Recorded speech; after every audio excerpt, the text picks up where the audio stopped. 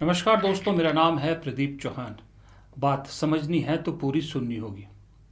दोस्तों, आने वाले कुछ महीनों में जिन 5 राज्यों में चुनाव होने हैं ना, उन राज्यों में कांग्रेस के लिए बहुत बहुत पॉजिटिव खबरें आने की संभावना है, क्योंकि बहुत से राज्यों में कांग्रेस कहीं अपने दम पर तो कहीं सहयोग के दम पर सत्ता की मलाई या यूं कहें कि सत्ता के सिंहासन पर बैठ सकती है।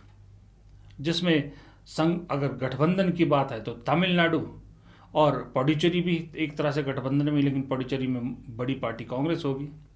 अपने दम पर केरल और असम, और अपने रिवाइवल की स्टोरी लिखने के लिए पश्चिम बंगाल। यानी कांग्रेस के लिए सब कुछ पाने ही पाने के लिए, खोने के लिए कुछ नहीं है। अब ज़रूरत यह है कि इस पाने के लिए कदम भी और मेहनत भी वैसी ही करनी पड़ेगी।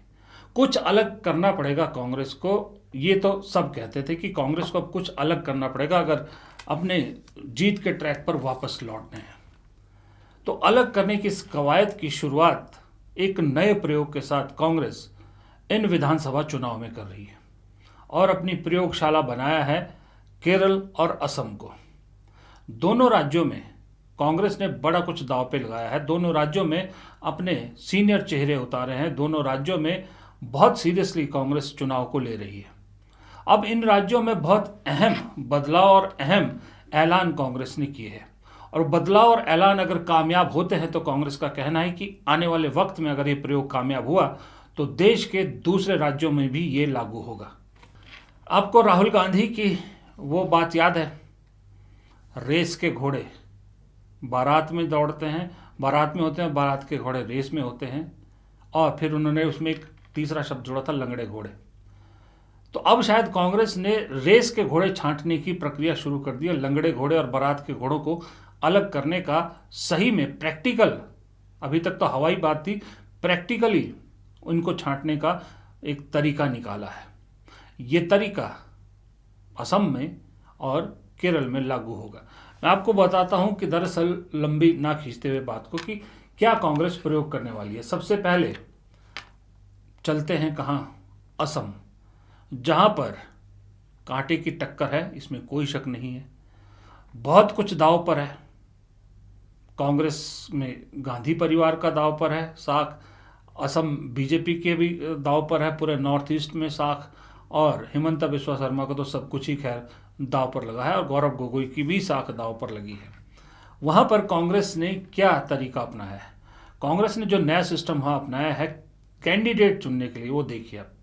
स्क्रीनिंग कमेटी के नेताओं को सीधे जिले में भेजा जाएगा। जितने भी प्रियंका गांधी की अध्यक्षता में जितने भी स्क्रीनिंग कमेटी के सदस्य हैं, वो डायरेक्ट जिले में जाएंगे। फिर दूसरा है, स्थानीय कार्यकर्ताओं, नागरिक समाज और पत्रकारों से फीडबैक लिया जाएगा। यानी अब वो पर्चीधारी और नेताओं की सिफारिशों पे आगे आने वाले कैंडिडेट्स की छंटाई वहीं हो जाएगी। बंद कमरों में संभावित उम्मीदवारों की छवि और पकड़ का आंकलन हो रहा है। अब आप इसका मतलब समझ ही सकते हैं। पूरी प्रक्रिया में पारदर्शिता और जमीनी जुड़ाव पर जोर दिया गया है, जो हम लोग भी बहुत टाइम से कह रहे हैं कि कांग्रेस ऐसे नेताओं को टिकट दे देती है जिनका जमीनी जुड़ाव होता ही नहीं, जमीनी नेता होते ही नहीं, लेकिन हवा हमें बहुत उन्होंने सॉलिड बनाई होती है तो उन्हें टिकट मिल जाता है। बिहार में ये बहुत हुआ है, हरियाणा में भी बहुत हुआ है, खामियाजा भुगता है महाराष्ट्र में भी। भूपेंद्र बोहरा भी ऐसे ही है, अच्छा हुआ चले गए, पहले ही चले गए, वरना एक टिकट वहाँ भी वेस्ट हो जाती। सोशल इंजीनियरिंग पर खास फोकस है, और कांग्रेस ने अलग अलग सामाजिक समीकरणों को ध्यान में रखकर नेताओं को जिम्मेदारी दी है। ये सबसे अहम है।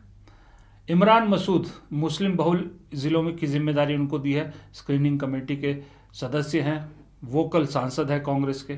सप्तगिरी शंकर उल्का आदिवासी बहुल क्षेत्रों में स्क्रीनिंग करेंगे, ये आदिवासी नेता हैं कांग्रेस के। और सिरिवेला प्रसाद अन्य प्रमुख ज़िलों में उम्मीदवारों का चयन करेंगे। ये है जो स्क्रीनिंग कमेटी ने उम्मीदवारों को चुनने का एक प्लान बनाया है, मास्टर प्लान बनाया है, सिस्टम बनाया है, और इस सिस्टम को लागू करना इस बार कांग्रेस ने वहां ठाना है। इसीलिए प्रियंका गांधी 2 दिन से असम में हैं, और ना कोई रैली कर रही है, ना कोई रोड शो कर रही है, सिर्फ पार्टी पदाधिकारी कार्यकर्ताओं से मिल रही हैं, फीडबैक ले रही हैं, और उसके हिसाब से इस सिस्टम में इस जो बनाया है क्या एडिशन क्या डिलीशन कर सकती है वो करेगी।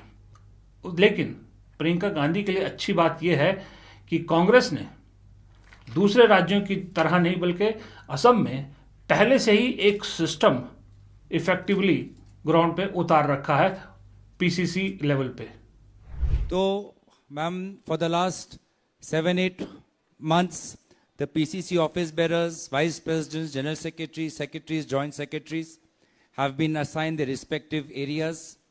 Vice presidents have been, on more than one occasion, have been assigned close to 2 to 3 districts. General secretaries have been assigned 1 district. Secretaries and joint secretaries have been assigned specific assembly constituencies. The role of the joint secretary and the secretary is to focus on the organization. In the past 7-8 months, they have focused on the formation of BLA, on the formation of booth committee, to change, if required, any organizational changes in the blocks or districts. We have used their recommendation. We don't take any decision without the recommendation and the input of the general secretaries and joint secretaries. The role of the vice presidents is to overall manage the relationship between the various leaders, MLAs. If there are any complicated issue in the working of the district committee, our vice presidents are involved in giving their advice. ये असम में गौरव गोगोई ने पहले से system जैसे आपको बताया कि उन्होंने लगा रखा है कि किस तरह से किसकी जिम्मेदारी है। अब आइए आप केरल में। केरल का मैंने वैसे आपको बता दिया था एक दिन वीडियो में, लेकिन फिर मैं आपको बता देता हूँ कि केरल के लिए भी मास्टर प्लान कांग्रेस ने अपनाया है। कुछ शर्तें रखी है कांग्रेस ने वहाँ केरल में उम्मीदवारों के लिए कि पिछले विधानसभा चुनाव में 5,000 से ज़्यादा वोटों से हारे उम्मीदवार को नहीं मिलेगा टिकट। 5,000 से ज़्यादा जो भी हारा है उसे टिकट नहीं मिलेगा। पिछली 2 बार से लगातार चुनाव हार रहे उम्मीदवारों को भी नहीं मिलेगा टिकट इस बार। ये दोनों चीज़ें कांग्रेस में बहुत रिपीट होती थी। बहुत कैंडिडेट जब सिलेक्ट होते थे तो इन दोनों का हमेशा अनदेखी किया जाता था, जबकि बड़े इंपॉर्टेंट पॉइंट थे। बिहार इसका ताज़ा उदाहरण है। किसी भी वर्तमान सांसद को विधानसभा चुनाव नहीं लड़वाया जाएगा। हालांकि जीतने के बाद विधायकों की राय से मुख्यमंत्री का चयन होगा। वो कोई विधायक या सांसद भी हो सकता है। देखिए यहाँ थोड़ा सा खेल किया है। पहली लाइन में लिखा है कि किसी भी वर्तमान सांसद को नहीं लड़ाया जाएगा चुनाव, बहुत अच्छा है। लेकिन दूसरी लाइन में एक विंडो रखी गई है केसी वेणुगोपाल के लिए कि अगर मान लीजिए केसी कांग्रेस जो है वहाँ चुनाव जीत जाती है और माहौल बनता है केसी वेणुगोपाल के लिए, तो एक खिड़की रखी गई है कि अगर विधायक कहेंगे तो सांसद को भी मुख्यमंत्री चुना जा सकता है। ये सिर्फ केसी वेणुगोपाल के लिए विंडो है, मुझे क्लियरली दिख रही है। अंत में सबसे महत्वपूर्ण दिलचस्प बात, अगर किसी सीट पर एक से अधिक मजबूत उम्मीदवार टिकट मांग रहे हैं तो जिस भी उम्मीदवार को टिकट नहीं मिलेगा उसे सरकार बनाने पर बोर्ड या निगम में स्थान दिया जाएगा। साथ ही जिसको टिकट मिलेगा वो अगर चुनाव नहीं जीत पाता है तो उसे सरकार में कहीं एडजस्ट नहीं किया जाएगा। ये मैंने कल के वीडियो में भी आपको बताया था कि एक बहुत अच्छी शुरुआत कांग्रेस कर रही है। कांग्रेस नेतृत्व केंद्रीय स्क्रीनिंग कमेटी और केंद्रीय चुनाव समिति को इसी दिशा निर्देश के अनुरूप उम्मीदवारों के चयन का निर्देश दिया गया है। अब ये सारी चीज़ें, इस तरह की प्लानिंग, इस तरह का एक सिस्टम कहाँ कांग्रेस में दिख रहा था? मुझे नहीं लगता आज तक कांग्रेस में ये सिस्टम लिखा। 2014 से पहले ज़रूरत नहीं थी।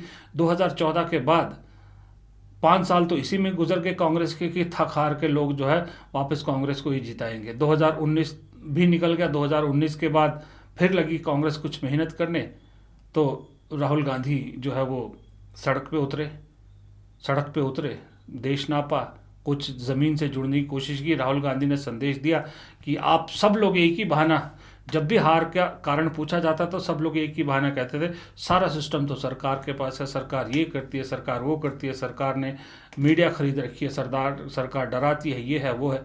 राहुल गांधी ने कहा कि जब आप सब लोग एक ही बात कह रहे हो कि सारे रास्ते बंद है, तो क्यों ना सीधा जनता से जुड़ा जाए, क्यों ना सीधा जनता के बीच ही जाया जाए, क्यों ना इस फॉर्मूले पे काम किया जाए और लीड फ्रॉम द फ्रंट जिसको कहते हैं, खुद किया, खुद सड़क पे उतरे, पूरी देश पैदल यात्रा करी।